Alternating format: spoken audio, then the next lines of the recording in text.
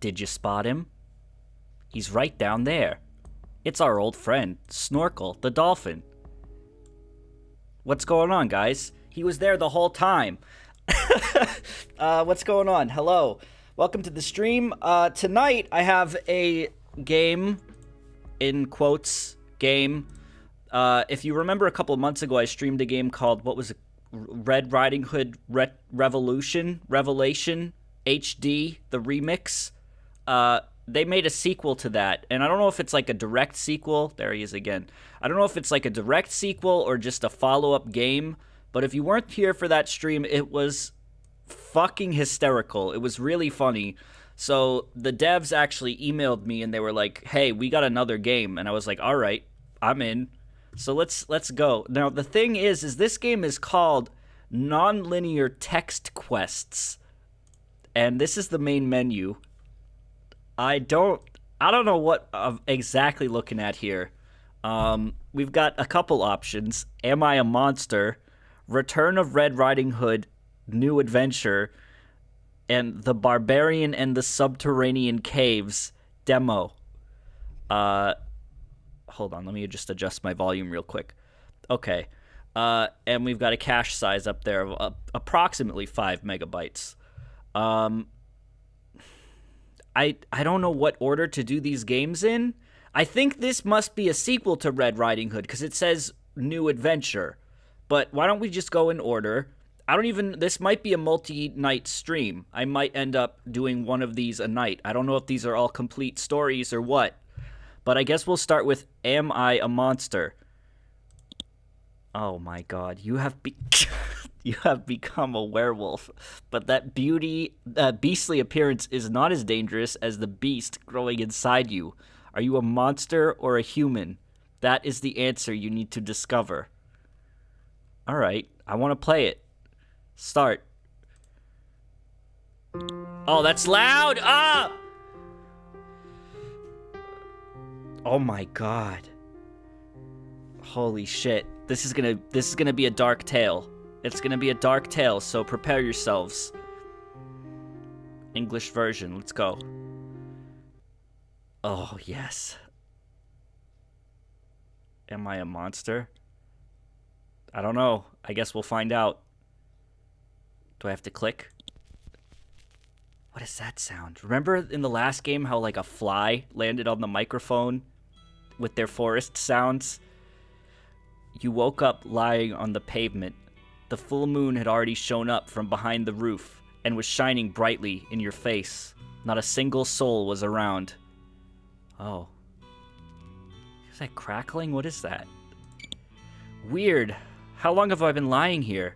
Nobody even called an ambulance, you thought to yourself, slowly walking along the street.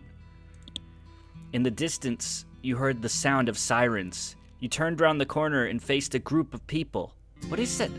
It's like a crackling. You hear that? Alright, well. Wolf! Wolf! Somebody screamed. People rushed in all directions. Saving yourself from the beast, you ran together with them. This is nice music, at least. You looked back a couple times, full of fright, expecting to see an open, toothy mouth, but there was nothing behind you. Finally, you decided to separate yourself from the mad group and turned into an alleyway and hid behind a garbage can. Fiery, thank you for the sub. You carefully look from behind the cover. What the fuck is this music? And saw 2 policemen. They were walking right towards you. The wolf really is here then, you thought to yourself. Growing...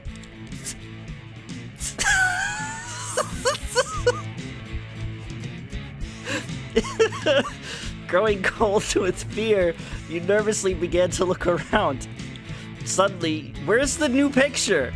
Suddenly, you saw something dark and hairy by the opposite wall. Your heart thumped loudly and your ears were ringing in fear. The next moment, in spite of the panic clutching your chest, you made a frightening discovery. On the opposite wall, you were looking into a mirror that someone had thrown away. The reflection in it was yours. I'm a monster, you screamed with despair, but the police officers only heard a terrifying howling. It became clear that they were coming to kill you. You needed to run, but where? To the left and right, there were houses. Behind them was a 3-meter concrete fence and a bunch of armed men in front of it. Okay, alright, your choices matter. Let me know if the volume is, like, too loud, because this game's fucking all over the place. Alright, so we have to make a decision here. These decisions... I have a... wolfiness 0! Should we jump it? Most people say jump fence. Let's jump fence. It was not the best idea to run towards the armed policeman. You turned your head back and longingly looked at the fence. No man can jump that high. Look at this dude. But when you heard the gunshots, your body began to move instinctually by itself. You took hard off the ground and rocketed into the air, landing on the other side of the fence. No time to waste before your pursuers would find a roundabout way.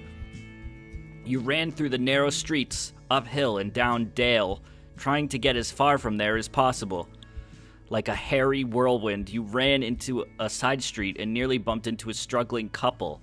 It appeared that another crime was in progress. A muscular, skinny fellow wearing a mask and leather jacket was quietly trying to snatch a bag from a woman.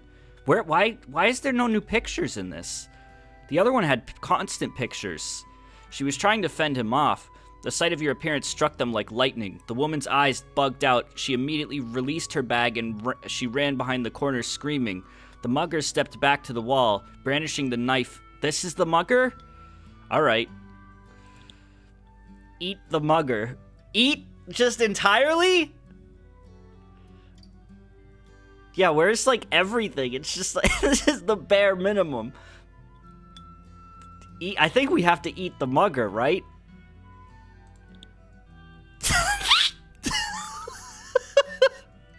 Only now, looking at this trembling man, you felt a wild hunger. It was like it was burning you from within. Slowly, looking at the mugger, you began to approach him. The guy's nerves wavered. He dropped his knife and the stolen bag, and he ran, screaming loudly. But you were faster. By a single quick bound, you jumped up to him and bit into his throat. Your prey's scream died on his lips as you began the horrible feast.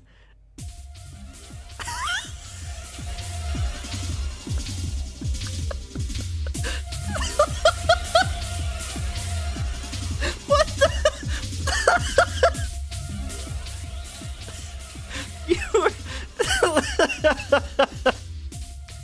You were running down the night streets and armed people loomed behind every corner.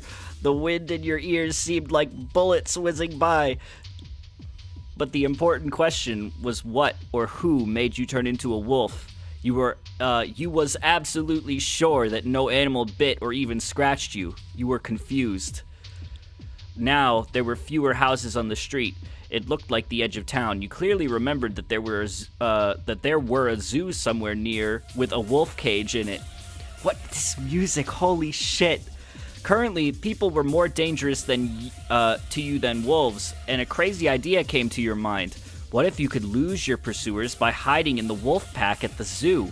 At least you'd survive the night. What would happen next? You tried not to think of. It was easy to hop over the wolf enclosure fence, much easier than the concrete wall. The scared wolves huddled up, looking at you with their teeth bared. It appeared they felt you were the wrong wolf to mess with, but seeing that you didn't intend to attack, eventually they calmed down and returned to their routine. It's that crackling again. You noticed that the wolves lost interest in you and preferred to not to come close, so you stopped showing your teeth and made yourself comfortable on the grass. After some time, you heard voices in the alley. Flashlight beams were sliding over the roads, enclosures, and grass. Soon, 3 men came up to the enclosure you were in. 2 of them definitely were cops. You bared your teeth again. Are you sure that everything is normal, old man? Harshly asked one of the cops. Are your animals all here? They lit the enclosures with the beams.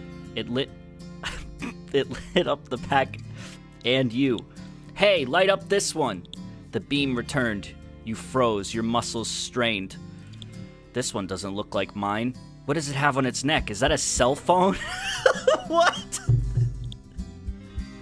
You decided not to find out what was on your neck, but instead made another jump over the fence and rushed down the road.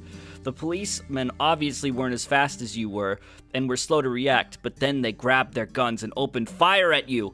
You shuddered and shrieked when one of the bullets hit you. Trying to ignore the pain, you hurried to run as far as possible. Luckily, you met no more cops on your way.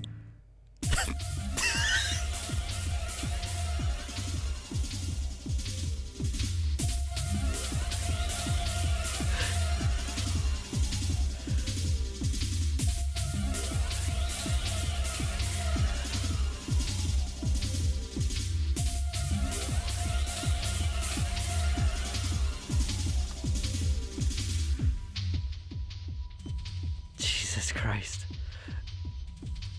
You were running down the streets as fast as you could, and soon the many-storied buildings gave way to small private houses.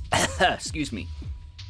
You found a broken, half-ruined shack and decided to wait there for dawn. You curled yourself up into a ball and fell asleep.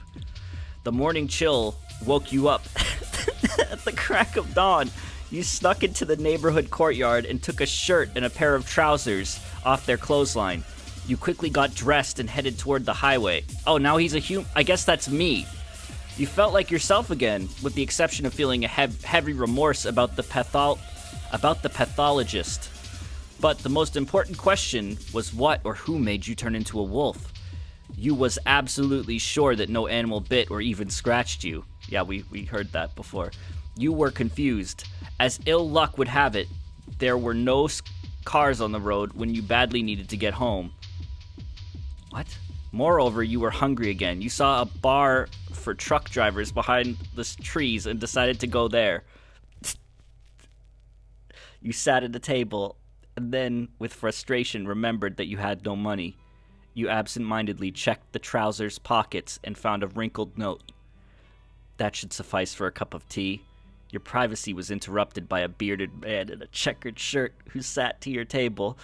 It's fucking Mose. Good morning to you, said the man.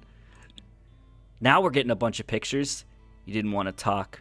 You unwillingly nodded in response, with a dissatisfied grimace on your face.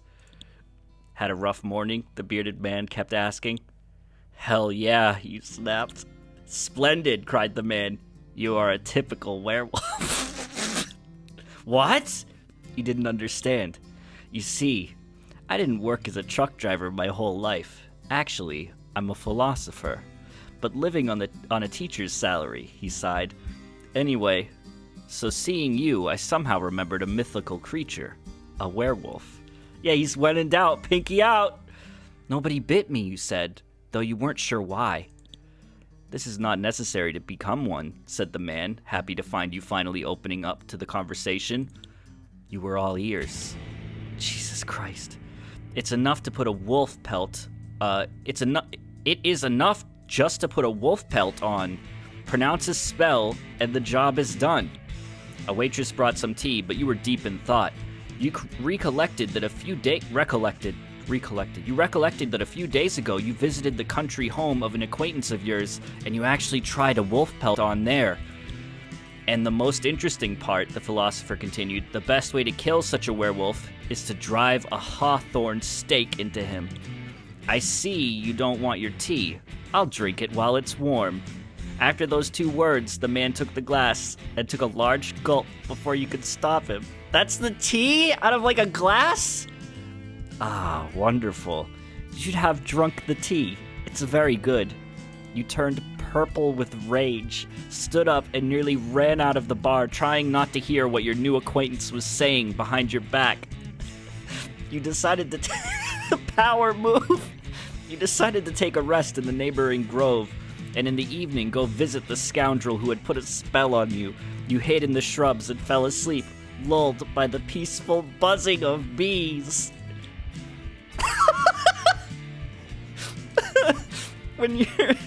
When your dreams released you, it was already dark. You were starving. You left your shelter and noticed the philosopher leave the bar. Anger seized you like a whirlpool. Oh, shit! Oh, fuck. We gotta eat him, right? I mean, we can't just eat everyone, though, chat.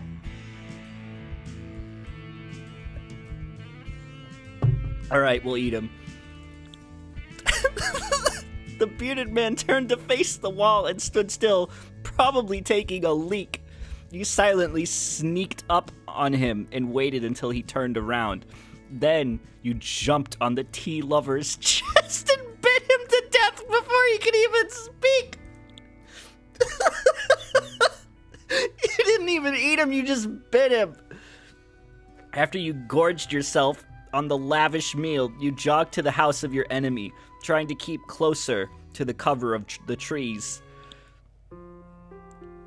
To take a shortcut, you decided to go through the forest. Soon, you noticed two paths. It would be more convenient to take one of the paths, but which one to choose? You sniffed the paths. It said squeak. I'm gonna misread words. This is like all reading. You sniffed the paths. Some new but very familiar smell lured you to the right.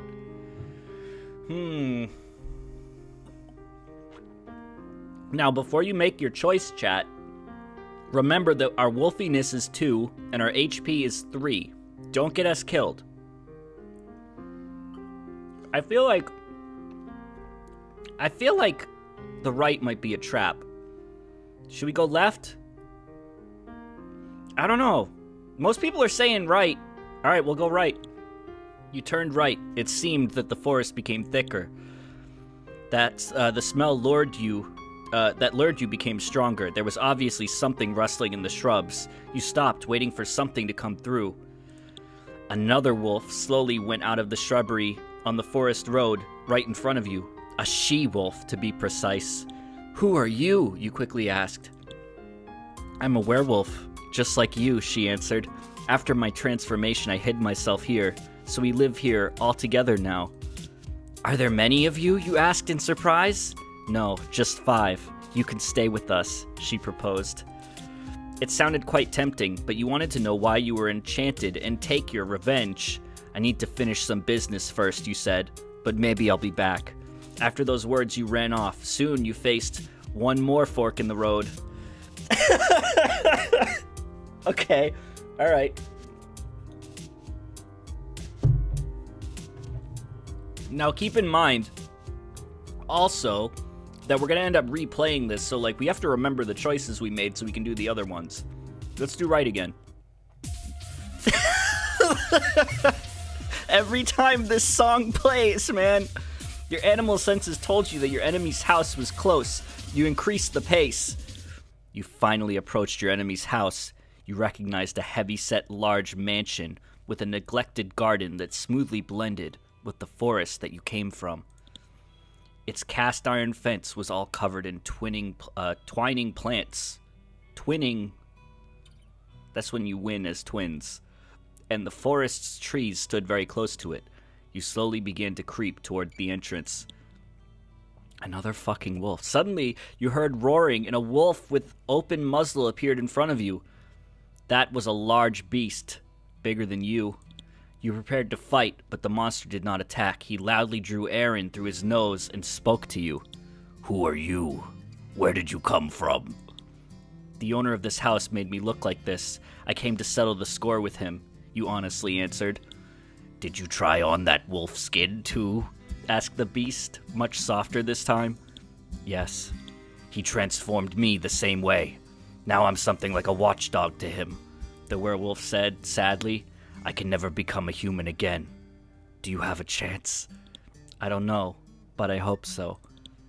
You remembered your recent encounter and exclaimed, "Why don't you go to the forest and roam alone there?" "No." And roam alone there? "No." You can live in the wolf pack that I just saw," you suggested. "Really?" You told the poor fellow where to find other werewolves, and he immediately ran into the forest to join them. The path was free. What the fuck? There was no more obstacles. With a sinking heart, you entered the house. Look at him turning the knob!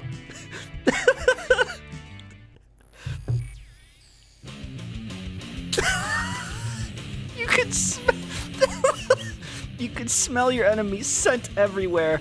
Your acute, beastly hearing detected some noise coming from the room on the second floor. What is he wearing? What is he wearing? You silently ran up the stairs and took a peek through the slightly open door. It was him! The culprit of your misery! You instantly felt a burst of rage. You wanted to kill him when suddenly wind brought the forest smell through the window. You remembered the feeling of freedom and strength while you had been a wolf. The understanding that you don't want to part with the wolf came to your mind, but you wanted to revenge anyway. After you had taken enough pleasure in seeing your enemy trembling with fear, you knocked him to the floor. You bit his arm and ran into the forest. Let him feel some of the suffering you'd felt because of him. That was fair.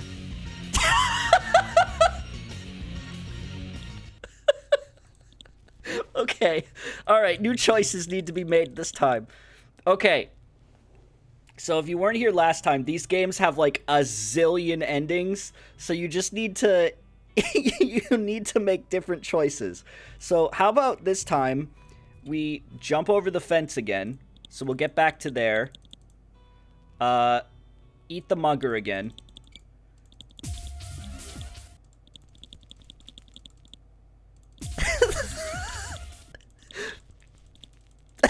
This fucking bearded dude. Okay. Maybe this is where we should diverge.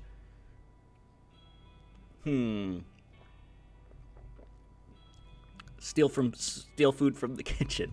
You managed to pull yourself together. Like a shadow, you prowled the premises where delicious food scents were coming from. This happened to be a kitchen. Fortunately, there was nobody in. You easily jumped through the open window and ate a large pile of meat that the cook had left to defrost. After you'd gorged yourself... Oh, did it just meet back up? This is exactly where... The timelines met. They collided. They converged. Alright, we'll turn left this time. You turned left, but after some time you faced another fork in the road. Turn left again. What the fuck? You decided to turn left. Suddenly, you heard a slight rustle. Somebody was coming towards you. You hid in the shrubs and saw a late-night traveler. He was walking along a path, fearfully looking around. Eat the traveler. Eat the traveler.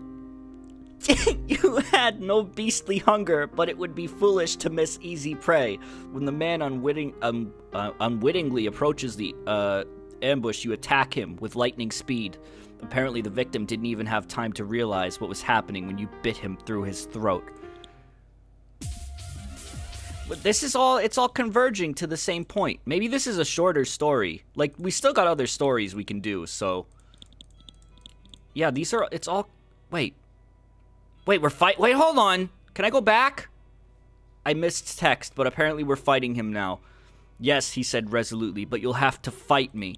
At first, you didn't understand the meaning of his contradictory words, but then you realized what he meant and attacked. He didn't resist you, and it only took a couple of seconds to bite through his throat. Oh, because I didn't meet the pack, so I couldn't tell him about it. Right. Why does this dude just eat people's throats? Alright, culprit. You wanted to kill him. Yeah, alright. Okay. Yeah, maybe you get different amounts of wolfiness. Sorry, I'm drinking stuff.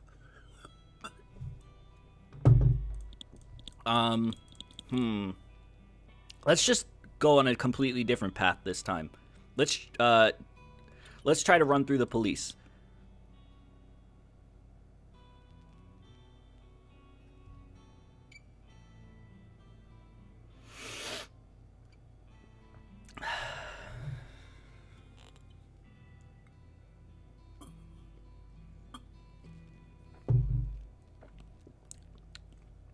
You decided to bet on the element of surprise and jumped out from cover.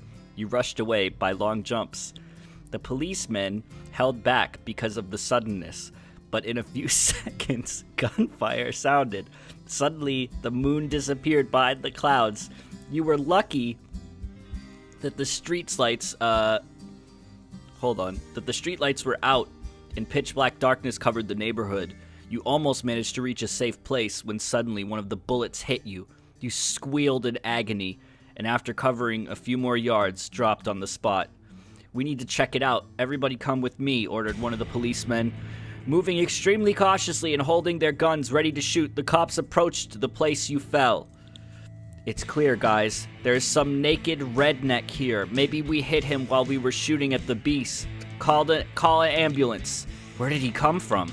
I bet he visited somebody's wife and her husband came home early, so he jumped off the balcony. What's there on his neck? Looks like a cell phone. Poor devil. If I were in his shoes, I'd have grabbed my shorts.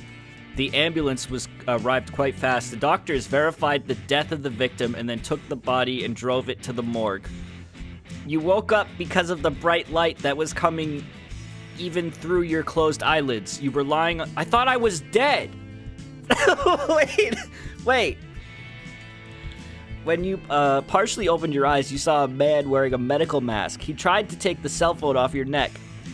When he noticed that you were looking at him, the pathologist shuddered and began to move back with his eyes bugged open. What corpse? We have to eat the corpse, right? I don't know what that even means, but we have to do that. You barred your teeth and slowly began to rise up from the table. That was enough to make the pathologist run out of the room, wildly screaming. You turned into the beast again. Acute hunger was torturing you, and you pounced on the corpse lying next to the table. Oh, you don't get to see it? After a quick bloody meal, you hurried to leave the building. Now your stomach was full, but the wound hurt a little bit. We're just gonna meet back up with this. Come on. Hell, wait. My phone buzzed. Hello, you replied. May I sit? Yes, please. There were plenty of vacant tables, so you concluded that the man wanted to talk, but you needed some privacy to think over the situation you were in. In the meantime, the waitress brought you your tea. You drank it down in almost one gulp and hurried to leave the table because a great idea to read about werewolves on the internet had suddenly come to your mind. Okay. You went outside the bar and took the cell phone off your neck. This is what you managed to find. A person can become a werewolf not only after a bite. If one puts a wolf's pelt on one's back and reads a certain spell, he can become a werewolf. A werewolf is a very strong and sly creature. The best way to defeat is to draw... So he's learning the same information. He's just getting it from the internet this time. You recollected that a few days ago. Yeah. This is just the same shit. Eat the bearded man again. How about this time we go to the left and then to the right? You finally approach your enemy's house. But that's just... Oh, shit. Human eyes on a beast's face with open mouth and fangs. The beast jumped forward and you ran towards him. The predator skillfully parried your attacks, and soon you understood that he was stronger and more experienced. If the battle would continue, you wouldn't probably be able to make it out alive, let alone win. When the time was right, you jumped in the nearest bush and ran away. It seemed that the opponent didn't pursue you. At least, when you turned around, there was no one behind. You lied down under a bush, trembling, licking your wounds. Soon, it was beginning to get light, and you prepared for another painful transformation. You became a human again, and your condition was quite poor. The wounds that you got from the fight with your enemy's guard were bleeding and hurting you. I have to defeat this monster somehow, you thought. You recollected some vague memories about some particular berry tree whose sharp branches would help you defeat a werewolf, but you didn't remember which tree it was exactly. Oh shit, okay, here we go. New path. Can't we save? Let's save game here. Okay, yeah, we're saved right at this triple choice. Okay, let's go to the mountain. Let's choose the mountain ash. Look at these wounds. You spotted a branchy mountain ash.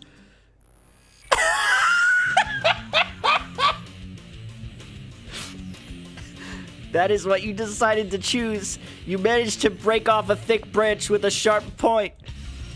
You made a primitive weapon and returned to the mansion. A tousled, muscular man met you there. His facial expression showed that he still didn't want to let you in. Oh, this is the wolf. He's a human again. He's a human now. Why are his... Is that a pocket? Does he have a pocket on the front of his jeans? He attacked you. You quickly thrust forward your stake. The guard had no time to stop, and his chest collided with the sharp stake. He roared with pain and attacked you. You had no choice to break free from his death embrace. His death embrace. Okay, let's load game. Let's go. Let's choose the... Well, that's the right one, so let's do the snowball tree. Is it going to be the same thing? Roared with pain. Yeah, all right. So we got to pick the right one. We got to pick the right one. Load game. Okay. Choose the Hawthorne. Who does he look like? He looks like someone, but I can't quite place it. Look at that power stance. Look at the fucking power emanating from this man. He's absolutely unstoppable. No one will ever be able to defeat him.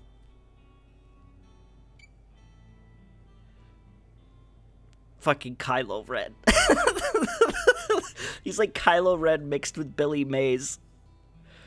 You made a primitive weapon and returned to the mansion.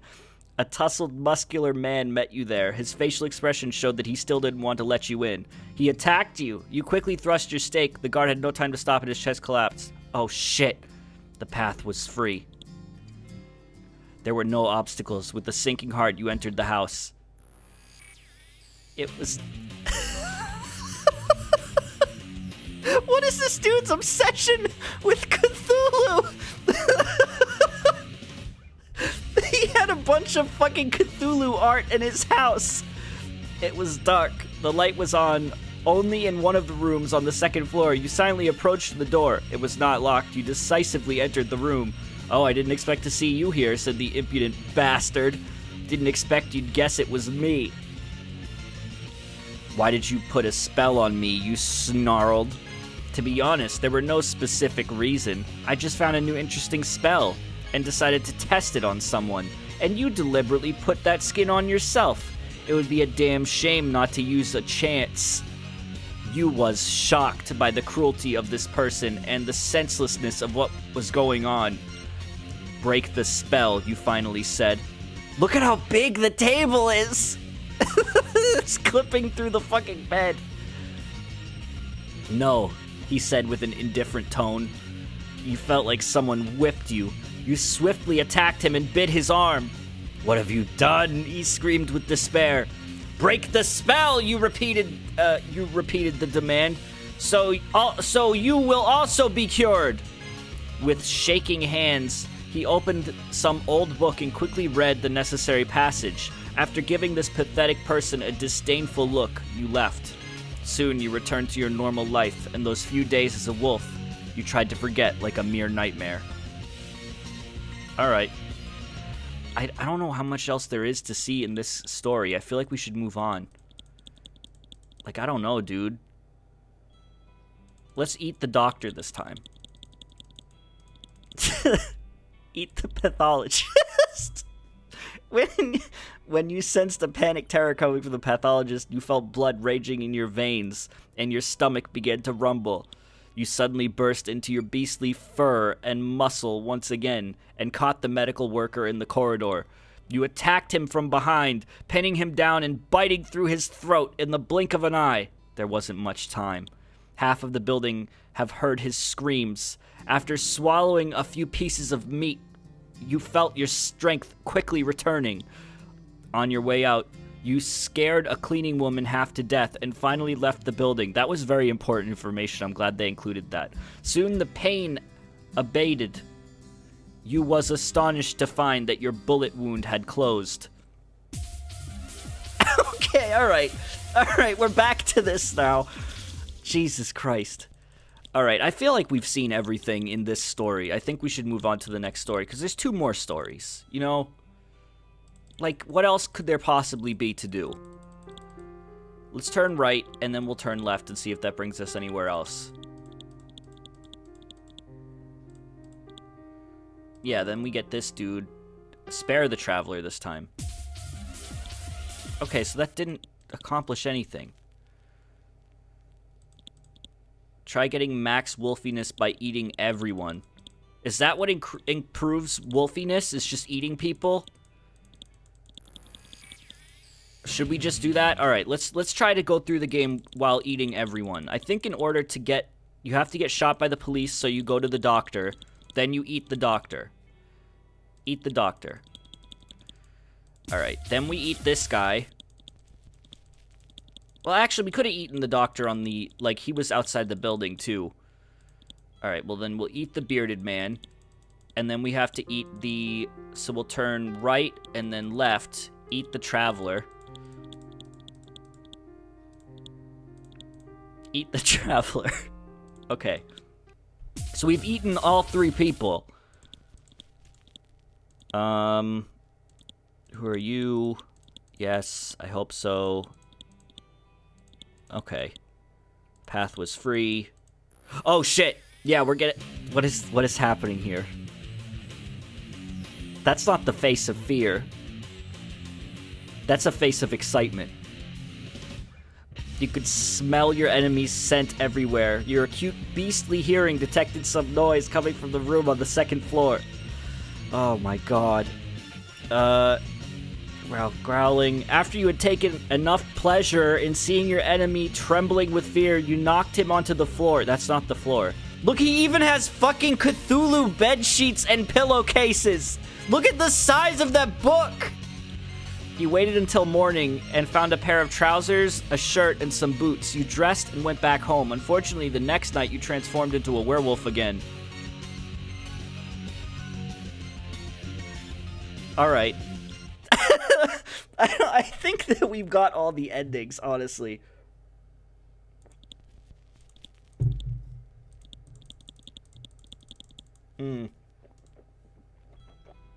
Let's go back to the main menu. Alright, let's play the sequel. Let's play the sequel to Little Red Hood. Return of Red Riding Hood. New Adventures. This game is it's a sequel. This game is a sequel to Return of Red Riding Hood. This time, Red Riding Hood and her mom will be baking pastries with ham, sorrel, and cottage cheese, while finding themselves again in ridiculous and funny situations. Alright, okay. I like ridiculous and funny situations. Oh, this fucking song! No! Oh, God, this is... I never wanted to see any of these assets again. I never wanted to experience this stuff again. If you were here last time, you should remember this song very well. Oh, the graphics have been improved drastically. Is this Frozen? Is this Elsa Frozen? I covered you with a blanket. Put the lamp on. Now sleep. Mother always tells me story. Oh right, it's in a storybook format. You can do without a story for one evening. Tomorrow you have your mother and her stories back. No, I can't fall asleep that way, the girl began to whimper. Please read it to me. Okay, grumbled her older brother, who was sitting on the edge of her bed. Just don't cry. Which tale do you want? Red Riding Hood! Fine, here we go. Won't you get the book? It's in the bookcase on the lower shelf. What for? I remember the story. Listen. Oh, this menu. Fuck. In one village, there was a little girl so lovely that no other girl was her equal. Her mother loved her to distraction, and her grandmother loved her even more. For her birthday, her grandmother presented her with a red hood. So this is the same, because I remember I was upset, because I was like, that's not a hood. That's a hat. Oh my god. The girl always wore her new smart hood. Oh right, smart hood! This is the exact same. Oh, fuck. Wait a minute, do we have to do all this shit again?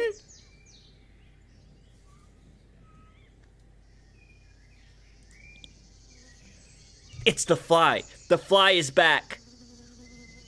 The fly that lands on the microphone is back. It's...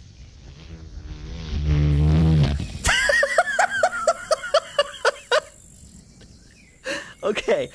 Oh, we have to do this again? Fuck! Skip tutorial. Skip tutorial. Skip tutorial. Skip tutorial. Okay. Abandoned quest.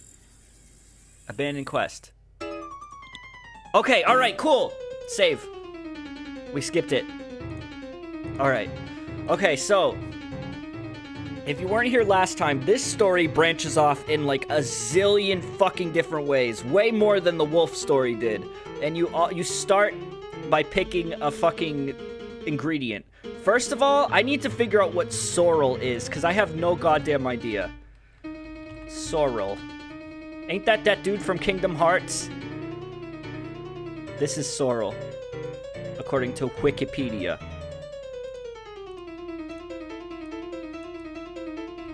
That's it. It's leaves. Okay, let's start with ham and cheese.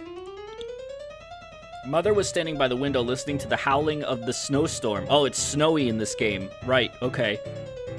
And looking at the snow-covered forest, when she suddenly thought that it would be nice to eat some warm pastries with ham. She went down in the cellar and broke a piece of ham from where it was stored. Then she sliced the ham along with an onion and began to fry them. Now it was time to prepare the dough. She suddenly remembered that she had forgotten to season the filling. The woman called for her daughter and asked for her help. Red Riding Hood came into the room, seasoned the stuffing with some salt and pepper, and then tasted it. It seemed to her that there were not enough spices. Put in more pepper. Absolutely. She took the mortar. There's more pictures in this one, too. That's good. She took the mortar with freshly pounded pepper and began seasoning the ham. The stone mortar was very heavy, and Red Riding Hood was carelessly holding it too loosely over the frying pan. Suddenly, all the contents of the mortar fell right on top of the ham. The girl carefully tried to get the pepper surplus out of the pan, but this wouldn't help and the filling became pungent and bitter at the same time. From somewhere in her head, Red Riding Hood knew that a spicy taste can be mitigated with something sweet, so she added a few spoonfuls of sugar to the You're a dumbass. You're dumb. Then she squeezed the juice from a lemon to balance out the sweetness. Afterward, she lavishly salted the filling and carefully stirred it up. When the filling cooled off, mother and daughter shaped lots of pastries and baked them. It was time to decide who would carry them. Why don't you, my little Red Riding Hood, go visit Granny, bring her a pot of butter, and find out if she is fine. And Red Riding Hood replies, okay. I think we should just go with Red Riding Hood bringing it first. We're gonna have to replay the whole thing, so... Oh, look at these. These are new sounds. This is all new assets. Red Riding Hood... Well, okay, so this is a question. Is the first game canon? What was the canon ending of the first game? Because I thought the canon ending of Little Red Riding Hood was the granny getting eaten by a wolf. Red Riding Hood took the basket with pastries and left. It was quiet and warm in the forest. Lots of snow fell during the night, which was loudly crunching underfoot. Wait a minute, said the perplexed sister. Where did the snow come from? It was summer a few minutes ago. They have continental climate. Besides, who is the storyteller, you or me? Replied her brother. Ah, okay, keep going then. Uh-oh. Red Riding Hood was walking along the path admiring snow-covered trees when suddenly she heard a voice behind her back. Hello, child. Red Riding Hood nearly jumped from surprise. When she turned around and saw the wolf, she froze on the spot. What is your name? Asked the predator. Red Riding Hood, answered the girl when she finally pulled herself together. Where are you going and what are you carrying? Asked the wolf, looking at her basket. I'm going to visit my granny. I'm bringing pastries and a pot of butter for her. I guess those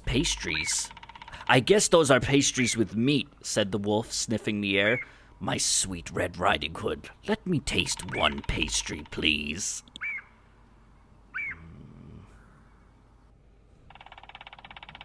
Treat him?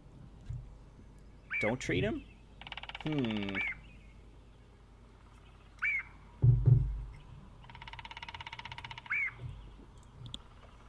We'll treat him. Red Riding Hood didn't want to be mean. Besides, she had lots of pastries in her basket. So she took a few out and carefully put them on the snow.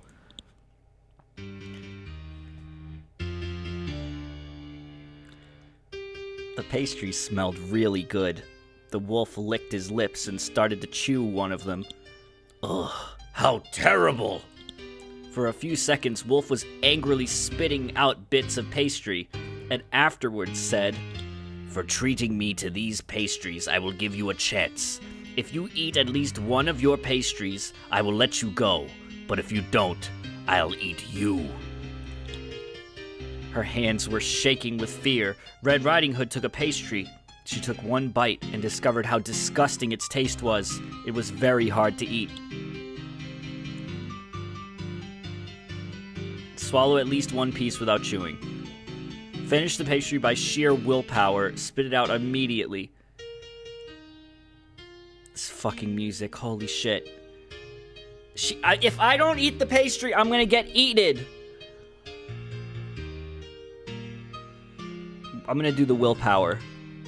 Red Riding Hood carefully tasted the pastry. It was very, very nasty. The girl felt a chill moving down her spine. She had serious doubts that she'd be able to eat the whole thing, but the girl pulled her strength and began eating the pastry. During the process, she held her nose, which helped her not taste that terrible pastry. Wolf was very astonished that Red Riding Hood was able to finish the pastry, but kept his promise and let her go. Slow version. Listen to this. Vaporwave version.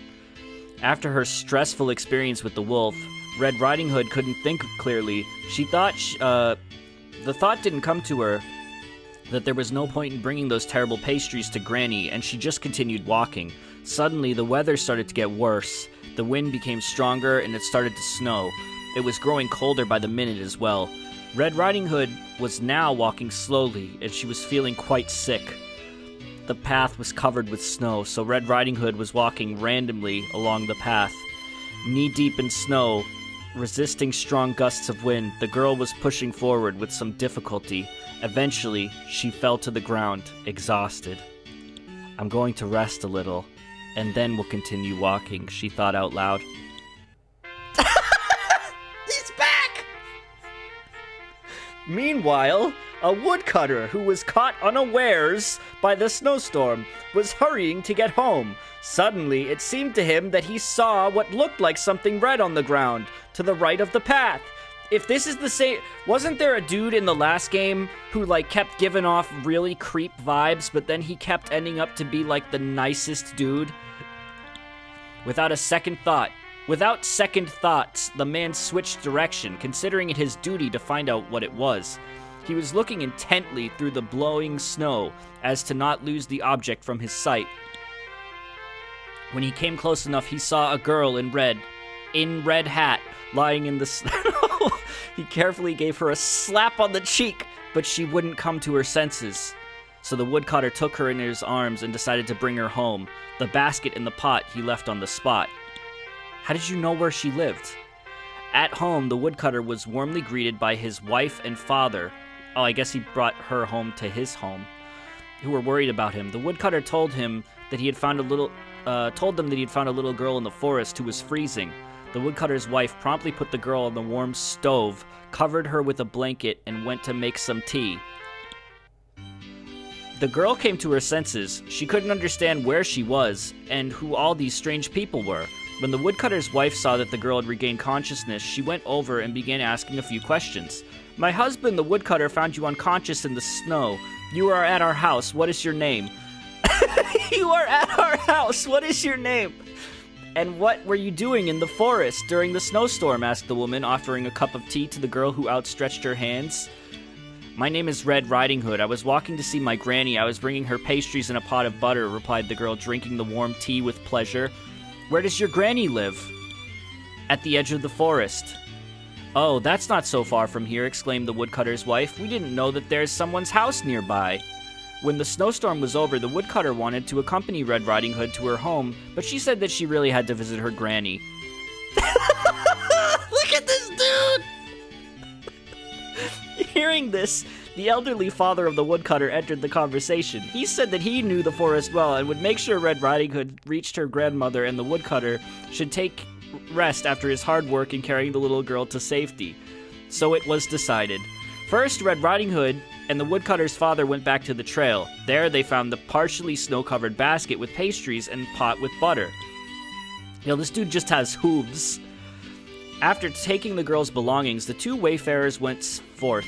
Soon they reached Granny's house. Red Riding Hood knocked on the door. "Who is it?" a voice responded. Or, "Who is it?" "It's your granddaughter and the woodcutter's father." "Oh," cheerfully exclaimed the old lady. "Pull the string, my dear, and enter." The old man and the girl entered the house. "I'm almost ready," flirtatiously said the old woman while hiding behind a screen, changing into something appropriately comfortable. When the old woman finally appeared in front of her guests, Red Riding Hood was astonished to notice a new cap and dress Granny had on. "Look at that face, she's pissed off." "I'm very glad to get acquainted, madame," said the old man while kissing the old woman's hand. "Likewise," she replied, smiling. "Grandpa and Granny talked a lot." "Oh, you're just calling him Grandpa now?" It turned out they had a great deal in common. They liked each other and began to date. After a few months, they got married. Is that the right story, Red Riding Hood? Of course, Mother just read a shortened version to you. Maybe I'll let you tell it to me one more time so I can remember it. Alright, let's load. Okay. Should we go for a completely different topping this time, or... Let's do ham and cheese, and then we will... See, like, this is... If we put in more pepper...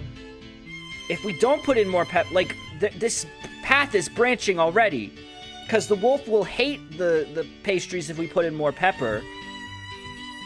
Let's put in more pepper, but then this time we don't give them to the wolf. See, the thing is then this whole thing has another version where you play as the mom. So, like, there's too much shit. Do not treat him. "I'm sorry, sir, but I don't have many pastries on me," responded the girl. "Yes," said the sly boots. "You need to use your resources efficiently, I understand. By the way, I forgot to introduce myself. My name is Wolf. Where does your grandmother live?" Look at those teeth. "In the house on the edge of the forest. On the forest edge. You have a long walk ahead of you. I'm not going to delay you any longer." After that, Wolf ran away. Didn't he say he was going to eat me if I... Red Riding Hood kept on going. She looked down and saw Wolf's tracks in the snow. The tracks were following the path to Grandma's house. "I wonder," thought the girl. "Wolf is moving in the same direction I am." She was distracted from her thoughts by large, fluffy flakes of snow, which had begun to fall from the sky a few minutes ago. The weather was marvelous, warm and windless. Red Riding Hood wanted to touch the fluffy snowflakes. She took a handful of snow and made a snowball. Suddenly, she wanted to make a snowman. Make a snowman! Red Riding Hood put the basket on the ground and began making a snowman. With enthusiasm, she was romping in the snow, running among the trees, while she was making large snowballs for the snowman's body. She used a large pine cone for a nose. Pieces of bark became the eyes and buttons. A few fluffy spruce branches became hair, and 2 branches became the hands. Red Riding Hood, the snowman Red Riding Hood made was large and beautiful. She looked with admiration at her creation and decided to move on, but couldn't find the basket. Apparently, it got covered by large snowflakes while... It got covered by the snowflakes.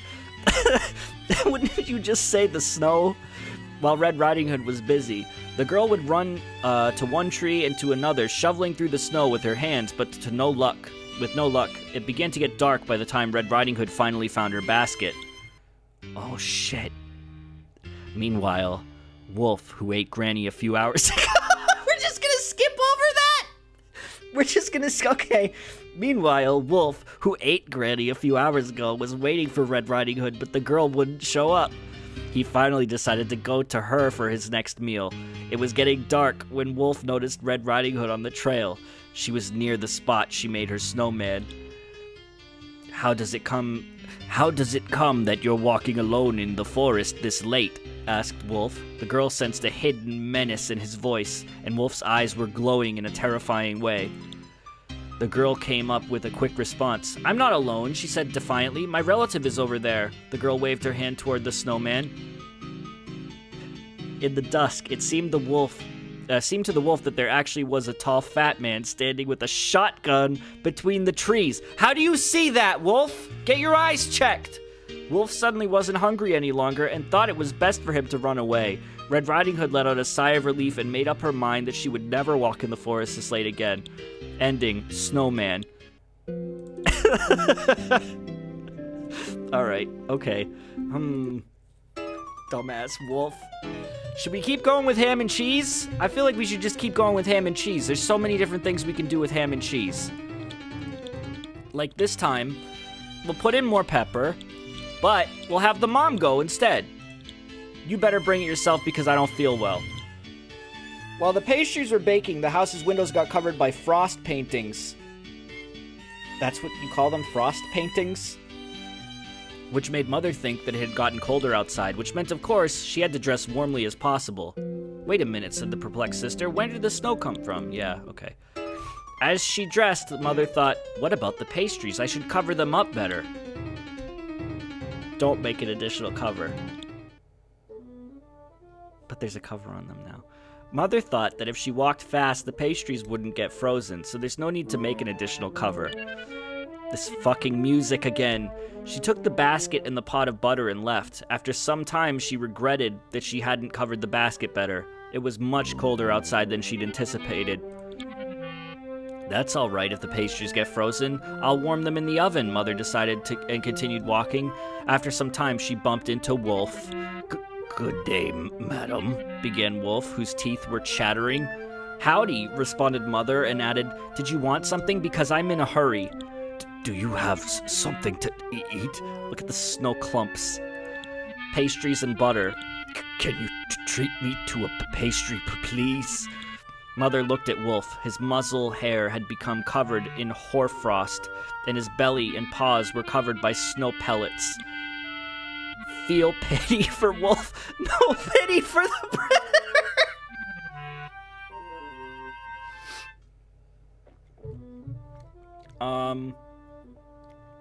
But these are bad pastries. They're gross. We put too much pepper in them. No, see, you're saying be nice, but if we feed these to the wolf, he's gonna fucking die. You'll get no sympathy from me. I'm sure that wolf is the most cunning and unscrupulous animal, thought Mother. He's definitely up to something. I need to outsmart him. After making a decision, Mother put her arm inside the basket and was pleased to find out that the pastries were frozen solid and hard as stones. Mother slowly took out a pastry and wound up and threw it into the wolf's muzzle as hard as she could. The frozen pastry made a painful impact on the wolf's nose. Mother ran away, but Wolf was so hungry he ignored the pain and immediately began to gnaw at the pastry. Contrary to the stereotype, Wolf was well brought up and even politely called after the woman, "Thanks for the treat." Oh no! This dude. Mother looked back a few times as she sped away, but saw no pursuit, so she stopped running. When she caught her breath, she decided to continue walking when the woodcutter appeared in the trail in front of her. "Good day, madam," the woodcutter politely greeted the woman. "The same to you," replied Mother, somewhat more alert. "Where are you going?" asked the man. "I'm going to visit a relative, and I have some pastries and a pot of butter with me." "Can you treat me to a pastry?" asked the woodcutter, continuing the chit-chat. He wanted to get acquainted with the attractive traveler. "He's trying to lull my vigilance. Maybe he's a robber. I have to stay sharp," thought Mother. "Of course I can," suddenly blurted out the woman as she wound up and threw a pastry right at the man's nose. Afterwards, as usual, she quickly ran away. "How original," grumbled the woodcutter, rubbing his injured nose. "After this fucking music, it doesn't fit." After some time, Mother reached Granny, and the first thing she did was put the pastries into the stove to warm them up. While the pastries were getting warm, the old woman asked, "How was your travel here?" "Not without incidents this time," replied Mother, and began her story in detail of how she was preparing for the trip and how cold it was in the forest, how she met Wolf and the woodcutter later. After finishing her monologue, Mother asked the woman about her health. The old lady gave a thorough reply.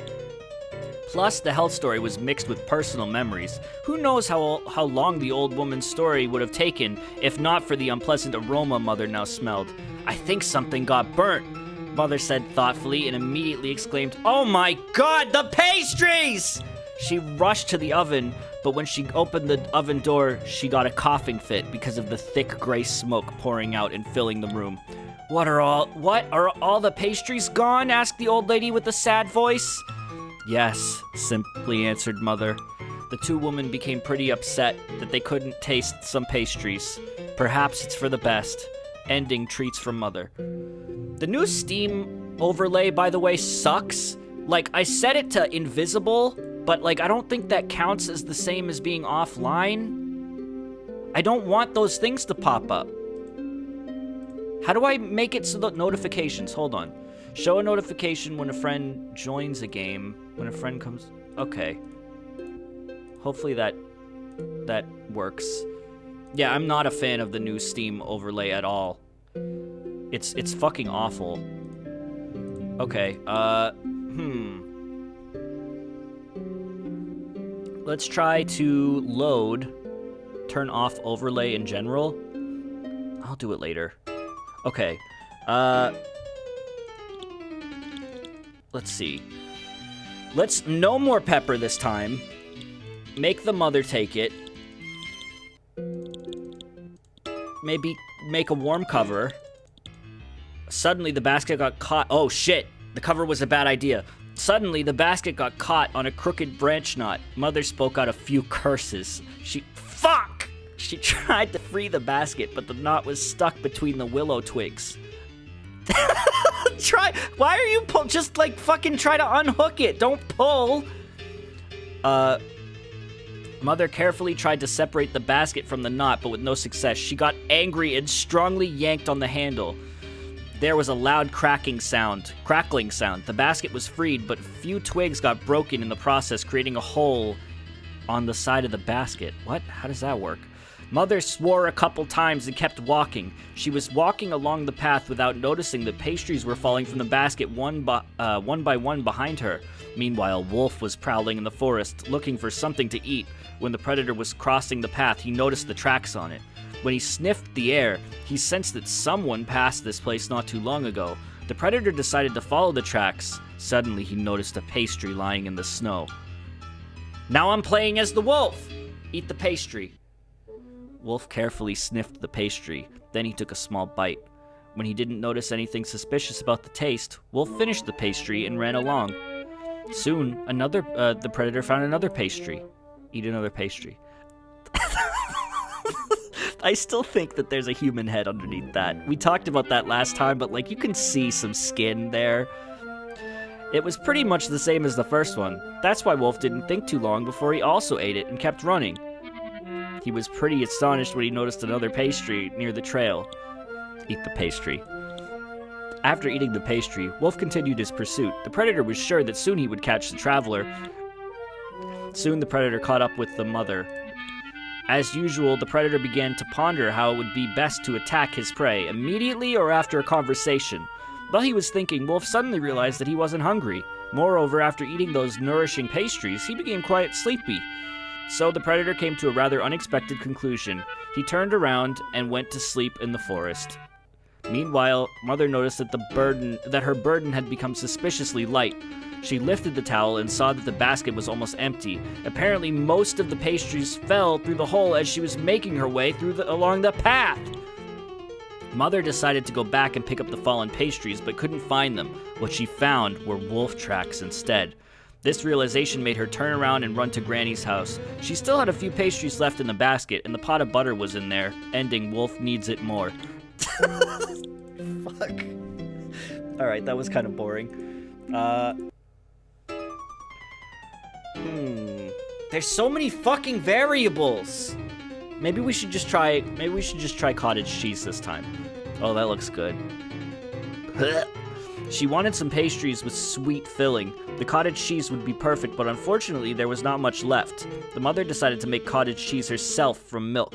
She prepared the dough, and while it was rising, Mother made cottage cheese. She filled, and that looks like whipped cream or something. some melted popcorn.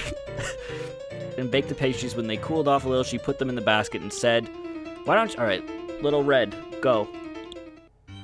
Look at that face. Red Riding Hood put the treats inside a basket and was ready to leave, when suddenly she remembered that she was taught by her mother to check if everything was properly prepared for the trip. Do not check. Wait, now it's not snowy.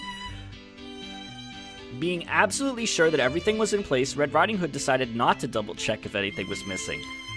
It was time to go to Granny's. The girl took the basket and left. There were no obstacles on her way, and she quickly reached the old lady's house. When the girl climbed the porch steps, she knocked on the door. Who's there? Sounded the old lady's voice. Also gentle, thank you very much for the sub. It's me, Red Riding Hood. What? Red Riding Hood? Asked the hag. Your granddaughter, replied the girl with astonishment. Here comes the fly. Ready?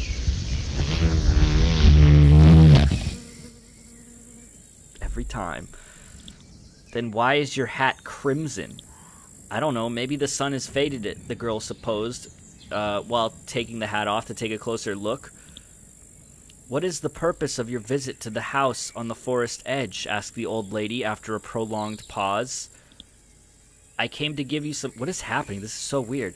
I came to give you some presents, a basket and a pot of butter, specified Red Riding Hood.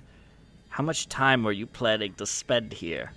A couple hours, answered Red Riding Hood after pondering for a few seconds. Why are your answers so uncertain? 2 hours, the girl quickly blurted out. Wow, how quickly you responded. Spent much time planning your answers and memorizing them, did you?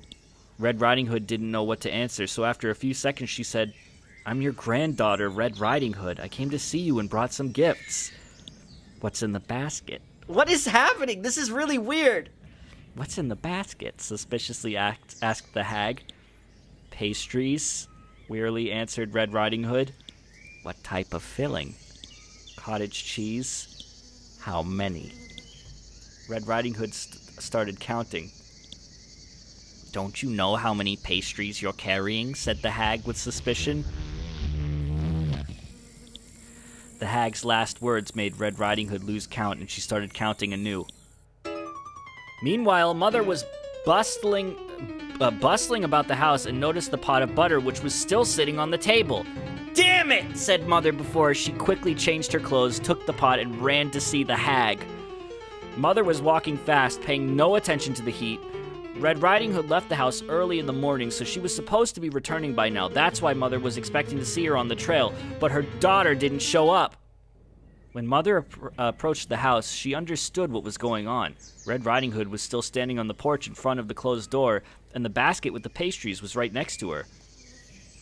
The girl was glad to see her mother and told her why she was still standing here. Mother knocked on the door. Who's there? Asked the old lady. Your daughter, was the reply. What's the purpose of your visit to the house on the forest edge? I've brought a pot of butter which Red Riding Hood forgot to take.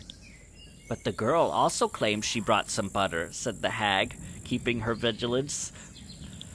Yes, she thought she had taken the pot, but she had actually forgotten it on the table, exclaimed Mother, who was starting to get angry. Suddenly, Mother and Red Riding Hood heard the crackle of branches from behind. They quickly turned around and were able to notice Wolf, who darted into the nearby bushes. Being shocked, they started hammering on the door. Who's there? Asked the hag. It's Wolf! Open up! Shouted Mother with a frightened voice. Oh, Wolf! That's all right then. Come on in! When Granny finally opened up the door, Mother and Red Riding Hood rushed inside the house. They knew there was no point in getting angry with the old woman, so they just put the kettle on, preparing to have some tea with pastries.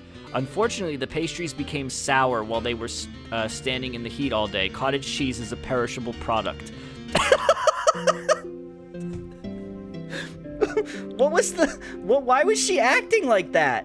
Why was the granny acting like that? Alright. This time, Red Riding Hood, take this and double check. Make sure you bring the butter. Red Riding Hood was half running, half skipping along the path, and had no idea that Wolf was watching her. And Wolf was following her, thinking she is so small and skinny, not much to eat. I'd better follow her. Wait, what? That's contradictory. You just said she's not worth eating. Okay. Soon Red Riding Hood reached the forest's edge. Wolf continued watching her from the bushes. The girl ascended the porch. When she was about to knock on the door, one of the old wood planks from the floor cracked, and the girl fell and twisted her ankle. It took some effort for the girl to enter the house and hobble to the bed. When the old lady found out that her granddaughter had twisted her ankle, she went to the cupboard and got some herbs. The concoction she was about to brew from dried plants was supposed to mitigate the pain and neutralize the swelling. Unfortunately, she found out that there were no more plantain leaf left. There was no more plantain leaf left, so the hag decided to go promptly into the forest for the missing ingredient. She took a basket for the grass and put her glasses on. She also wanted to take her Panama hat and hearing aid, but she couldn't find any of it. Take Red Riding Hood's hat. I get to play as Granny? The hag couldn't find her hearing aids, and instead of the Panama hat, she decided to wear Red Riding Hood's hat. With that, she left the house. Wolf, who was hiding in the bushes nearby, noticed that the girl he was following the entire morning left the house. The predator he thinks it's her, that's why. The predator decided that he must take a chance. First, he would eat the girl, and later, finish the one who was left in the house. After making up his mind, the predator started creeping towards Red Riding Hood. Meanwhile, the hag in the red hat was walking along the forest when she remembered the plantain also grew near her house. Look at her glasses. The old lady turned around and saw Wolf right in front of her, who was already prepared to make a jump attack. When he saw an old woman instead of a young girl, Wolf froze with surprise, and the hag had made a heart-rending screech when she saw Wolf. Did he just, get up on his hind leg? What is this? What am I looking at? Her screaming attracted a pair of woodcutters who were working not far from her home. They immediately rushed in to help. When Wolf heard the sound of trampling feet mixed with the crackle of dry branches near her, drawing near, he quickly decided he didn't want to risk it and ran away. The woodcutters ran to the edge of the forest and found a frightened old woman there. One of the men asked, "Who are you? What are you doing here? Do you need help? Did someone frighten you?" When the old woman saw the robust men with axes, she began stepping back, repeating, "Take the basket and money. I don't mind. Just let me go." "Don't be scared," said one of the woodcutters with a smile. "We won't hurt you." "The fucking lads!" Without the hearing aid, the hag couldn't hear what the woodcutters were saying. She was just looking at them, at the grinning mug of the woodcutter, repeating, "Take the basket and the money. I don't mind. Just let me go." "Fine, let's get out of here, friend," one woodcutter said to the other with a shrug, and they left. When the woodcutters disappeared back into the forest, the hag let out a deep sigh of relief. When the hag... Well, I almost called her the hag. That's mean. When the old woman approached the porch, she immediately noticed that the herb she was looking for, she immediately noticed it. The hag yanked out a handful of plantain leaves, put them in the basket, and ran inside the house. After a short break, the old woman prepared the concoction and made a compress for Red Riding Hood's leg. Soon, the girl felt better and went back home. No Granny's forest. What is happening in this fucking game? I want some more shit like the mushrooms from the first game. That's what I want. Hold on. Wuko, thank you very much for the sub. Alright. No Granny's forest. No Man's Sky, no Granny's forest. Alright, you bring it yourself. While preparing the trip to Granny's mother shouted at her daughter from the inner porch, "Red Riding Hood, cover the basket with pastries and a striped kitchen towel." Red Riding Hood immediately went to do what Mother told her and didn't hear that Mother changed her mind. "Instead, you better cover the pastries with an embroidered white kitchen towel." There were two baskets on the table, one full of apples covered by the white embroidered kitchen towel and another with pastries that was uncovered. Oh, she took the wrong basket. Mother put her apron on and took the basket with the pot of... You didn't even check? Couldn't you tell that it wasn't, warm? Well, we baked so many pastries this time, thought Mother. Should I eat one? If you eat one, you'll realize it's apples. I'll try one to make sure they taste good. She lifted the towel and froze where she stood. There were apples in the basket instead of the pastries. Apparently, Red Riding Hood covered the basket with the wrong towel, and I didn't check, supposed Mother. So Mother had to go back for the pastries. This is so enjoyable. This is very, very good. She entered the house and took the other basket from the table. This time, she lifted up the edge of the striped towel to make sure there were pastries inside. Once again, Mother left home to visit the old lady.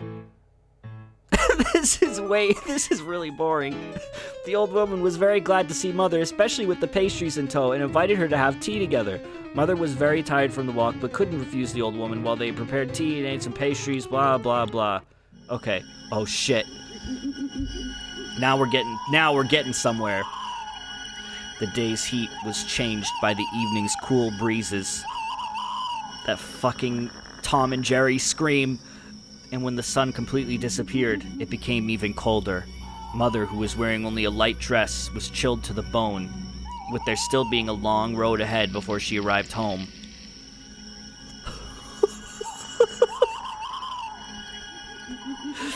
Suddenly, the woman noticed the glimmering light of a fire among the trees. She wanted to get warm, so she went off the path into the forest. Reed, thanks for the sub. There was a woodcutter. This fucking woodcutter! There was a woodcutter sitting by the fire with his axe lying nearby. When Mother came closer, she greeted the woodcutter and asked for permission to get warm. The woodcutter invited her to sit by the fire and even spread out his jacket on the ground to make it more comfortable for her. The woodcutter had spent the whole day in the forest alone, so he was glad to see a person he could talk to. And Mother also hadn't spoken to a person her age for quite some time. They were sitting by the fire, chattering away without knowing the wolf was sneaking up on them. The predator, who was returning home after another unsuccessful hunt, decided to see what was going on there. When the wolf came closer, he began his observation. A woman and a robust-looking man were getting warm by the fire. An axe was lying nearby. What is that animal? After assessing his chances, Wolf decided it was too risky to attack, but a strong rumbling in his empty stomach literally pushed him forward. Oh shit. After making 2 long jumps, Wolf found himself near the chatty couple. Mother shouted with surprise. The woodcutter jumped at lightning speed and rushed to the axe, but the predator outpaced the man and was the first to grab it. Grab the club. Oh no! Oh no, what do we do? Pastries with cottage cheese. Who am I playing as? Am I playing as the mom? Should we pet him? Save. That's actually not a bad idea. Let's pet him. After making a quick assessment of the situation, the woodcutter decided to take a non-typical approach. The man outstretched his arm and pet the predator's head. Wolf opened his muzzle in surprise and dropped the axe. The woodcutter seized the opportunity and grabbed the fallen axe. When Wolf realized that he messed up, he slowly began to move back. This man has no ass. There is no ass on this man. The woodcutter knew that Wolf was just a hungry animal, so he slowly reached out to his backpack and took out a meat sandwich and threw it to the wolf. The predator, who was intently looking at both people, slowly came closer, then quickly snatched the treat and ran back into the forest. This is so ominous! The woodcutter turned around to the woman to ask if she was scared. Are you scared? But she had already disappeared. The woodcutter let out a sigh and sat back down to the fire, ending Wolf Tale. Let's see what happens if we do the other thing. We should probably just start making save points like this. This is way better. Grab a club for defense. The woodcutter was a brave man. He grabbed a large branch and prepared for the fire and started moving towards the wolf. The predator dropped the axe and attacked the man. The man skillfully jumped aside. At the same time, he managed to strike the wolf with his branch. The hit struck right under the wolf's tail, which made him very angry. You hit his asshole. Wolf showed his sharp teeth and wanted to attack again, but the woodcutter had already picked up his axe and was looking even more sternly at the predator. Wolf prudently decided that it was too much of a risk. His eyes flashed one last time, and he ran away to the forest. "You're so brave," exclaimed Mother, looking at the woodcutter with admiration. Look at that fucking achievement. And added, "My daughter and I live nearby. Come visit us sometime." That's great. Good choice. Making good choices. "Thanks for the invitation," replied the woodcutter, a little embarrassed. He actually wanted to visit his new acquaintance, but after thinking it through, he decided it would be wrong for a married man to go alone and visit a young, attractive woman, so he decided not to. Ending, Dark Wolf. What does that have to do with dark wolves? All right. Okay, let's, yes, I mean, good man.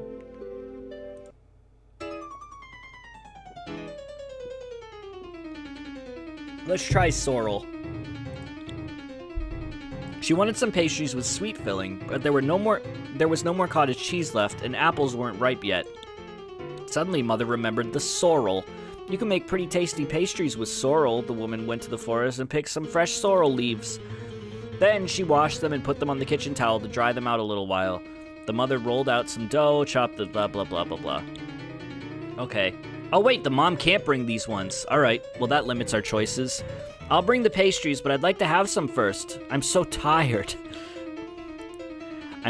Is this their bed situation? They just sleep head to head, and they have a fucking massive buck head just up there? Look how big that is compared to them! This is a really nice sleeping situation. "I'm hardly standing myself," said Mother, yawning. "Let's have some rest and later bring the pastries together." They laid down and fell asleep. What the fuck? Why is his mouth green? Meanwhile, the hag was trying to remember how long ago she'd had visitors. When she completed the puzzle of different events from the past in her head, the hag came to a conclusion that nobody has visited her in a long time. So the old lady decided to visit Mother and Red Riding Hood herself. The hag let out a deep sigh and started to dress up for the journey. Oh shit, okay, so this whole tree of the game is like a granny story. Okay, prepare quickly. Let's take our time first. The hag began looking for things she needed on the road, then put them in her basket. First, she took her regular eyeglasses and her reading glasses, then her hearing aid, a sundial, a box of medicine, and a flask of water. The old lady also took some food, a notebook with a pencil, a handkerchief, a compass, a sweater, woolen socks, and an umbrella. When she was ready, she sat down to have some rest before the trip, then put her hat on and left the house. The day was sunny and warm. The old lady hasn't been outside for quite some time, so she stopped to admire the flowers growing along the trail and the butterflies flying around them. Suddenly, Wolf appeared on the trail from the nearby bushes. "Good day, madame. My name is Wolf. What is your name, and where are you going in such midday heat?" "My gosh, it's already midday," exclaimed old woman, answering Wolf's questions.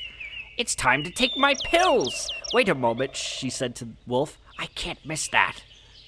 The old lady started looking for her reading glasses in the basket. When she found them, she switched them with her ordinary glasses. Oh, those were her ordinary glasses? Then she looked at the sundial to make sure it was midday. Then she switched the glasses back, and this time started looking for her notebook. When she found the notebook, she switched the eyeglasses again and read the name of the pills she had to take at midday, specify the dosage, and how to take it properly. When the hag figured out what she had to do, she took a bag with medicine from her right pocket and began reading the names on every bottle while matching them with the names in the notebook. Look at the pose he's in. When the right pills were found, the old lady switched the glasses again, took a crust of bread from the basket, and ate it as the medicine instructions requested. After that, Granny put the remnants of the bread crust, the notebook, and the reading glasses back into the basket. Then she took the flask with the water from the basket and took one pill.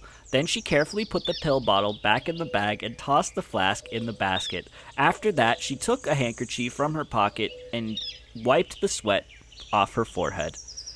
When the old lady put the handkerchief back into her pocket, she let out a deep sigh and stood for a few seconds, like she was thinking of something. Those birds. Then she carefully looked at the grass around her to make sure she hadn't dropped anything. When the hag finished her business, she wanted to return to her conversation with Wolf, but noticed that her interlocutor fell asleep. She didn't want to bother him, so the old woman quietly moved along. Meanwhile, Mother and Red Riding Hood had a nice rest. Now awake and full of energy, they quickly prepared for their trip and went to see Granny. They were very surprised to meet Granny on the trail after they covered 3/4 of the distance. They met her just in time, because the old lady had forgotten by then where she was and where she was going and why. Ending. The Hag Pays a Visit 2. I feel like we missed The Hag Pays a Visit 1. Alright, let's prepare quickly this time. There were a lot of things necessary for the trip, but the old lady didn't want to spend too much time and effort preparing, so she decided to take what she thought was the only important stuff, a flask of water, medicine, and a hat. She also needed her glasses, but they were nowhere to be found, so she left without them. They're on the bear. Granny was walking along the path when suddenly Wolf appeared on the trail. "Hello, what is your name and where are you going?" asked Wolf. "I'm Granny, I'm going to see my relatives," replied the old lady, who couldn't see well without her glasses and thought she was talking to a short, hairy man. "And I'm Wolf. What an interesting name you have," said the hag, trying to seem polite, because in her opinion, this man was a potential fiancé for her daughter. "Where do your relatives live?" asked the wolf. At that moment, Granny's hearing aid malfunctioned, and she thought the wolf had said eat instead of live. "Where? In their home," replied the old lady, who was a little surprised to hear such a strange question. "Where is their home?" asked the wolf, among other things. Once again, because of the problems with their hearing aid, the hag heard, "Where is the groom?" The hag pondered for a few seconds, and afterwards replied, "My daughter has no groom yet. Do you have a girlfriend?" Wolf looked at the hag with astonishment and for some reason replied, "Yes."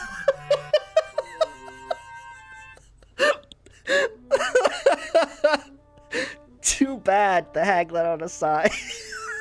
For some reason, said yes. I mean, congrats. Have a nice day. The old lady was no longer interested in the interlocutor, so she straightened her hat and sailed forth. Wolf was standing on the trail following the old woman with his eyes. He couldn't get proper information from her, but he had a better idea to follow the old lady, who was going to a house full of relatives. The predator was creeping after the hag, but she was walking so slowly that he spit in annoyance, turned around, and went to look for different prey. He was so angry at having to creep along so patiently that it didn't even come to his mind to eat the hag. Meanwhile, Red Riding Hood and Mother woke up and began preparations for their trip. Just then, the old lady reached their house of her relatives and knocked on the door. Mother and Red Riding Hood looked at each other with surprise. "Who's there?" asked Mother. "It's me, Granny. I came for the pastries and pot of butter." Mother couldn't believe her ears and looked out a window. When she made sure it was actually Granny on the porch, the woman opened the door. The old lady started her sorrowful story about how no one comes to visit her and no one brings her treats. So Mother hurried to put pastries and tea on the table. After everyone had tea with delicious baked goods, Mother and Red Riding Hood accompanied the old lady back to her home and, of course, gave her lots of pastries. Ending. The Hag Pays a Visit 1. Okay. So, there's one more game we gotta do. I don't know how many, more funny things there are to see in this game. Because I do want to see the demo of the Barbarian game. There's a fucking Barbarian game. Oh, there's no other options there. I feel like we should check out the Barbarian game at least. Because I don't know, man. Okay, Mom. Oh yeah, this is the snowy level. This is the snow level. Yeah, there's a demo for another game. Maybe we treat him. Maybe we don't treat him. I don't know. I can't even fucking remember. Don't make a snowman this time. Before knocking on the door, Red Riding Hood decided to look through the window. Trying to step as quietly as possible, the girl came up to the window and carefully looked inside the house. There was Granny standing in the middle of a room with a shotgun aimed at the wolf. Red Riding Hood ran to the door and... kicked the door! Wait, save.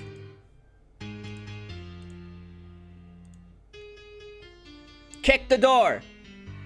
The girl kicked in the door. A shotgun blast sounded, followed by a dull sound of a body falling on the floor and the sound of breaking glass. When Red Riding Hood remembered that she only had to pull the string to open the door, she did so and rushed inside the house. She saw Granny sitting on the floor and Wolf, who was running away through the broken window. "When you knocked so hard, I was so surprised and pulled the trigger, and the recoil of this gun is super strong," said the hag. Yeah, alright. You know what? Honestly, let's just go to the last game. This one's not as good as the first Red Riding Hood. The first Red Riding Hood was new and exciting. This is derivative. Alright. The final game, which is a demo, so let's check it out, is The Barbarian in the Subterranean Caves, which is a great name. Oh my god! Look at this dude! Look at his fucking legs! Are those pants? Because they look like tattoos. The Barbarian in the Subterranean Caves is an adventure visual novel. Your hero has 6 qualities you can choose from. Each one influences the plot in its own way, but you must strategize well because you may only choose 3. Delve into the mysteries of the caves and discover what lies in waiting below. Ready your sword. You will investigate sprawling, far-reaching webs of intrigues and unmask the cunning evildoer who stands in your way. Can you tell a friend from a foe? Who wants to manipulate you and really needs your help? Let's try the demo. Let's try it out. This looks great. I'm excited for this one. Oh, shit, new music. Look at this. Look at this. Look at this.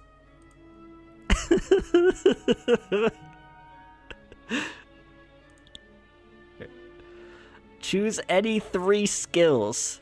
What the fuck?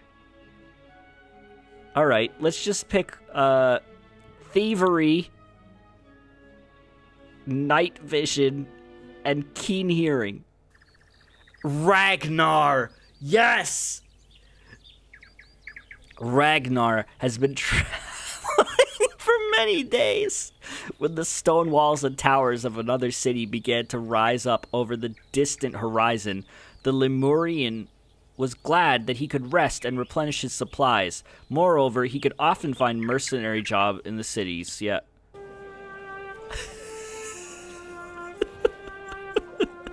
Look, his shirt looks like a hairy chest.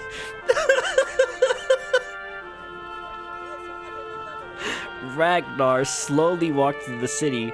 As usual, streets were full of people. At first light, the locals and newcomers engulfed the streets, forming noisy streams of human bodies and enlivening the city that seemed empty and lifeless during the night.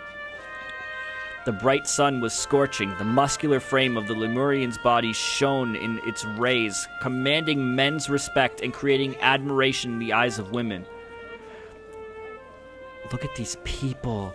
Look at these people. Look at that guy back there.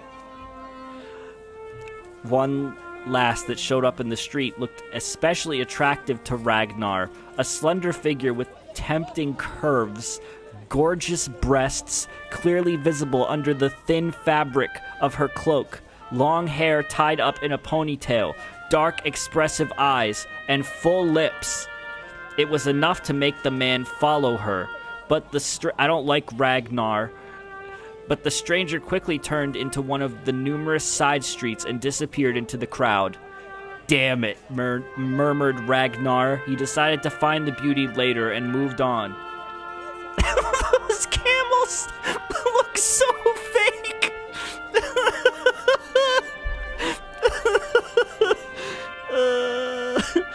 Oh, God. Soon, a group of people standing separately drew his attention. Men were abuzz, like a beehive. Ragnar approached for a closer look. He was surprised that men didn't pay attention to his appearance, because people would often step aside upon seeing Lemurian's massive, tall figure. I've got to find out what's going on there.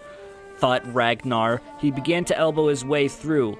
At this moment, his high, stately figure resembled a rock raising above the surface of a stormy sea. When Ragnar approached close enough, he saw an announcement posted on a stone wall. Try to get information by force. Ragnar was a person who had grown up in the harsh, half-savage environment of the foothills, who had to fight for survival from childhood, could not afford the luxury of literacy, and there was nobody to teach him. But he had a great deal of other qualities, like enormous strength, impressive height, and a stern appearance that made an indelible mark on people, flaming lust in women, and... I get it! He's fucking hot, dude! Listen, my good man, what is written here? Ragnar addressed a robust-looking bearded man. But despite his hardened appearance, the man looked at Ragnar's large muscles and stern face, opened his eyes wide, and mumbled, I don't know, sir, I'm illiterate. Then he tried to scurry off. Sometimes the Lemurian's appearance served him wrong. Go to the tavern to drink.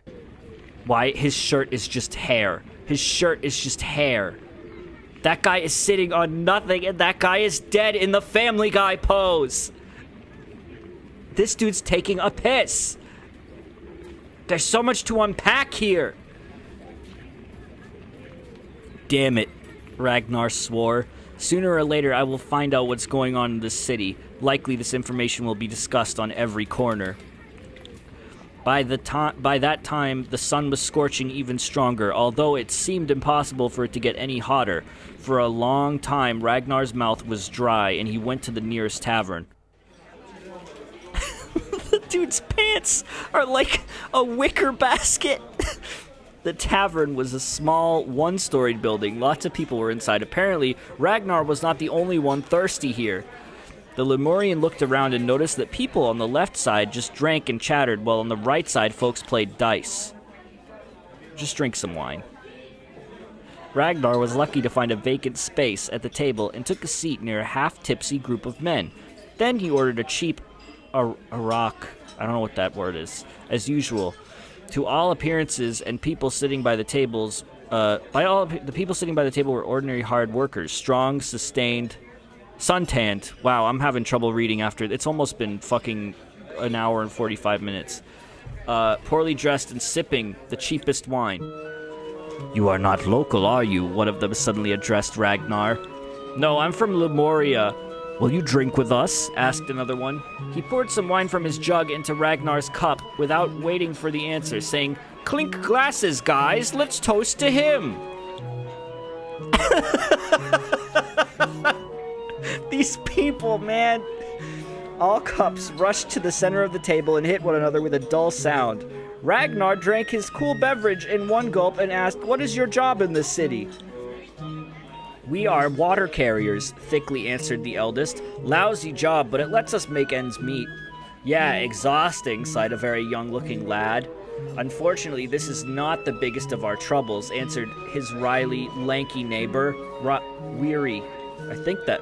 Worry? Lanky neighbor. Now it's become dangerous to draw water. You don't say so. The elderly water carrier had a fit of coughing, but soon continued. If this ain't gonna stop, we will have to find another job. A silence reigned for a few seconds before Ragnar broke it. What's going on here? There are caves under the well we draw water from. The old man started... guys, this is getting to be... I'm getting very tired of reading. I've been reading for almost fucking 2 hours straight. I heard that it can talk like a human being. What can I skipped it. Who told you? A ghost from the underworld? Another laughed. The Chamberlain put a bounty on the beast's head, uttered the lanky guy. After all, who is sound mind about... Let's catch it, said the young lad, lifting his head and hitting the table with his fist. Let's catch it! Looking good. Looking good, man. Looking good, man. Can you mind your own business? We're trying to have a conversation. Get back to your cantaloupe. Who? The lanky guy did not get it. The beast! Everyone was silent, but within moments they began to stand up, pushing back their chairs. They exclaimed, "Let's kill the beast! Avenge our friends!" They moved towards the exit. "Foreigner, are you with us?" one of the water carriers asked him. "Yes, I'm in. We will catch this beast." All right, let's go.